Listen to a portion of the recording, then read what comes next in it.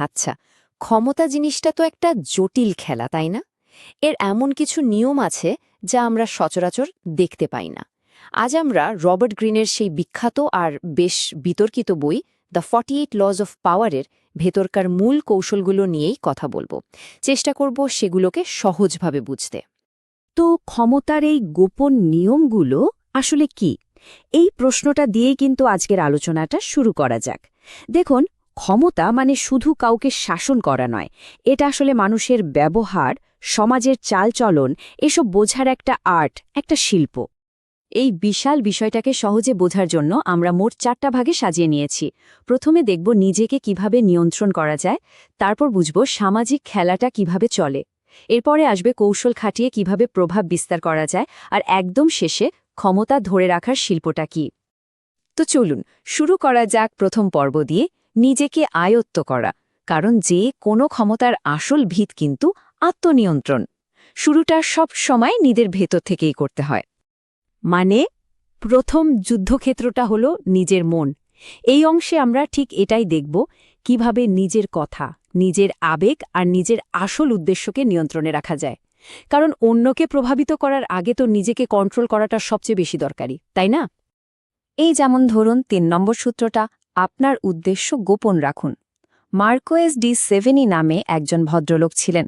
তিনি এক কাউন্টেসের প্রতি তার ভালোবাসার সবার সামনে সরাসরি ঘোষণা করে দেন। ফলাফল, তার এই সরাসরি আচরণ আর কোনো রকম রাগঢাক না থাকায় কাউন্টেস তার উপর থেকে সব আগ্রহই হারিয়ে ফেলেন। ব্যাপারটা বেশ শিক্ষণীয়, তাই না? এখান থেকে মূল শিক্ষাটা হল, নিজের চরিত্রে কিছুটা রহস্য ধরে রাখা ভালো। সব পরিকল্পনা বা উদ্দেশ্য যদি শুরুতেই বলে দেওয়া হয়, তাহলে খেলার মজাই নষ্ট হয়ে যায়। একটু রহস্য ধরে রাখলে মানুষ আগ্রহীও থাকে, আবার আপনার পরের চালটা কি হবে সেটাও সহজে অনুমান করতে পারে না। এরপর আসা যাক ৪ নম্বর সূত্রে, প্রয়োজনের চেয়ে কম কথা বলা। আচ্ছা, রাজা চতুর্দশ লুইয়ের কথা ভাবুন। কোনো খারাপ খবর শোনার পর তার প্রতিক্রিয়া কি হতো জানেন? ভয়ঙ্কর এক নীরবতা, আর শুধু একটাই কথা, আমি দেখব। ব্যাস, এটুকুই।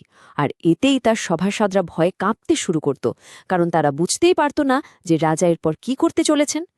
তার মানে যেমন উদ্দেশ্য গোপন রাখাটা জরুরি, তেমনি কম কথা বলাটাও কিন্তু একটা বড় শক্তি। কারণ প্রয়োজনের থেকে বেশি কথা বলতে গেলেই নিজের দুর্বলতা বেরিয়ে পড়ার একটা সম্ভাবনা থাকে, কথার ওজনও কমে যায়।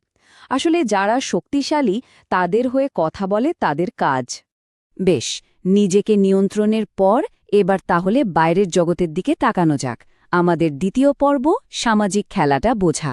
মানে কর্মক্ষেত্রে বা সমাজে আপনার বস, আপনার প্রতিযোগী বা আপনার বন্ধুদের সাথে সম্পর্কগুলো কিভাবে সামলাতে হয় সেটা শেখা। নিজেকে নিয়ন্ত্রণ তো করা গেল, কিন্তু এখন খেলাটা আরও জটিল। কারণ এখানে শুধু আপনি নন, অন্য মানুষের আবেগ, তাদের ইগো, তাদের স্বার্থ সবকিছু জড়িত। তাই এই জগতে কিন্তু খুব সাবধানে পা ফেলতে হবে। যেমন ধরুন প্রথম সূত্রটা, কখনো প্রভুকে ছাড়িয়ে যাবেন না। মন্ত্রী নিকোলাস ফুকে একবার তার রাজা, সেই চতুর্দশ লুইয়ের পার্টির থেকেও জমকালো একটা পার্টি দিলেন। রাজার তাতে নিজেকে খুব ছোট মনে হল। আর তার ফল, ফুকেকে বাকি জীবনের জন্য জেলে যেতে হয়েছিল। কি সাংঘাতিক একটা ভুল, তাই না? এই গল্পটা আমাদের এটাই শেখায়, নিজের বস বা ঊর্ধ্বতনকে কখনো নিরাপত্তাহীনতায় ভোগানো ঠিক নয়। তার মানে মূল কথা হলো, নিজের প্রতিভাকে এমনভাবে কাজে লাগাতে হবে যাতে আপনার বস বা মাস্টার সেটাকে হুমকি হিসেবে না দেখেন। চেষ্টা করুন তাদের কৃতিত্বের আলোয় নিজেকে আলোকিত করতে, তাদের ছায়া হয়ে থাকতে নয়। এখানে দেখুন ক্ষমতার একটা অদ্ভুত দিক। একদিকে সূত্র নম্বর 2 বলছে, বন্ধুদের ওপর বেশি ভরসা করতে নেই, কারণ মানুষ বেশিরভাগ সময় স্বার্থপর হয়। এমনকি পুরনো শত্রুও অনেক সময় বন্ধুর চেয়ে বেশি বিশ্বস্ত হতে পারে। আবার 43 নম্বর সূত্র বলছে, অন্যের মন আর হৃদয় জয় করতে হবে। মেরি আন্তোয়ানেতের মতো অন্যের মতামতকে পাত্তা না দিলে বিপদ। এর মানে কি দাঁড়ালো? মানে হলো, সম্পর্ককে দেখতে হবে একটা কৌশলের জায়গা থেকে। কখন সতর্ক থাকতে হবে আর কখন মানুষের মন জয় করে প্রভাব বাড়াতে হবে, এই দুটোই বুঝতে হবে। আচ্ছা, এতক্ষণ তো আমরা আত্মরক্ষা আর সামাজিক নিয়মকানুন নিয়ে কথা বললাম। এবার চলুন তৃতীয় পর্যায়ে যাই। এখানে খেলাটা পুরোপুরি পাল্টে যাচ্ছে। এখন আর রক্ষণ নয়, এবার আক্রমণের পালা। এই পর্যায়টা হলো সক্রিয়ভাবে সুযোগ তৈরি করা, মানে শুধু পরিস্থিতির সঙ্গে মানিয়ে চলা নয়, বরং ঘটনা প্রবাহকে নিজের নিয়ন্ত্রণে নিয়ে আসা, নিজের দিকে ঘুরিয়ে দেওয়া। যেমন সূত্র নম্বর 7, অন্যদের দিয়ে আপনার কাজ করান কিন্তু কৃতিত্বটা নিজে নিন। টমাস এডিসনের কথাই ভাবুন।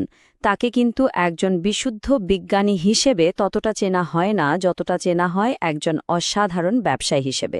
তিনি নিকোলা টেসলার মতো জিনিয়াসদের প্রতিভাকে কাজে লাগিয়েছিলেন, আর কৃতিত্বটা কিন্তু বরাবরই নিজে নিয়েছেন। এটা বিতর্কিত হতে পারে, কিন্তু দারুণ কার্যকর একটা কৌশল।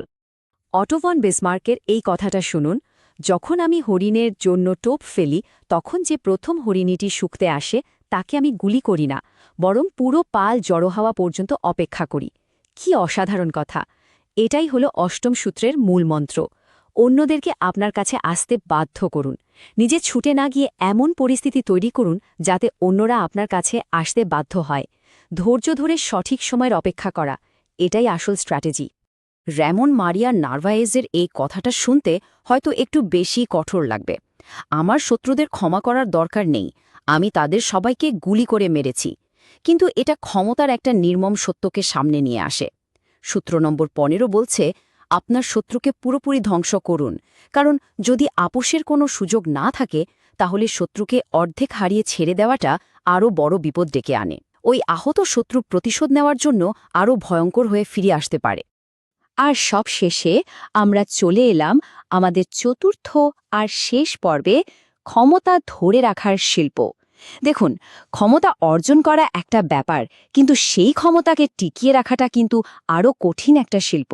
এর জন্য দরকার হয় প্রজ্ঞা, আর সবচেয়ে বেশি দরকার হয় নমনীয়তা। আসলে চূড়ান্ত লক্ষ্য তো শুধু জেতা নয়, বরং টিকে থাকা। কিভাবে বড় বড় ভুল এড়িয়ে আর সময়ের সাথে খাপ খাইয়ে টিকে থাকা যায়, সেটাই এখানকার মূল কথা। এটা হলো লং গেমের স্ট্র্যাটেজি। মোল্লা জামির, এই কথাটা একবার ভাবুন তো। আমার কানে আপনি আবার কেন এসেছেন, এই কথাগুলোর থেকে আপনি আমাকে দেখতে আসেননি কেন, এই কথাগুলো শুনতে বেশি ভালো লাগে। কি দারুণ, তাই না? এটাই 16 নম্বর সূত্রের মূল কথা। সম্মান আর কদর বাড়ানোর জন্য মাঝে মাঝে অনুপস্থিত থাকতে হয়। সবসময় সহজলভ্য হলে কিন্তু কদর কমে যায়। একটু দূরত্ব তৈরি করলে মানুষ আপনার গুরুত্বটা আরও ভালো করে বোঝে। আর 48 নম্বর সূত্রটা হল নিরাকার রূপ ধারণ করুন। স্পার্টানদের কথা ভাবুন। তারা ছিল অসাধারণ যোদ্ধা, কিন্তু তারা তাদের পুরনো যুদ্ধ কৌশল বদলাতে চায়নি, নতুন কোনো পরিবর্তনকেও মেনে নেয়নি। ফলাফল, তাদের পতন হল। অন্যদিকে অ্যাথেন্স সবসময় নিজেদের সংস্কার করেছে, নতুন পরিস্থিতির সাথে মানিয়ে নিয়েছে আর টিকে থেকেছে। এর থেকে বোঝা যায় একরোখা মনোভাব কতটা বিপজ্জনক হতে পারে। আর পুরো আলোচনাটা শেষ করার জন্য ব্রুসলির এই কথাটাই বোধহয় সবচেয়ে সেরা। তোমাকে হতে হবে নিরাকার, আকারহীন, জলের মতো। বন্ধু, জল হয়ে ওঠো। আসলে চূড়ান্ত ক্ষমতা হয়তো এটাই, যে কোনো পরিস্থিতিতে নিজেকে জলের মতো খাপ খাইয়ে নেওয়ার ক্ষমতা। কারণ যা শক্ত, যা অনমনীয়, তা এক সময় না এক সময় ভেঙেই যায়, কিন্তু যা জলের মতো নমনীয়, তা সব পরিস্থিতিতেই টিকে থাকে।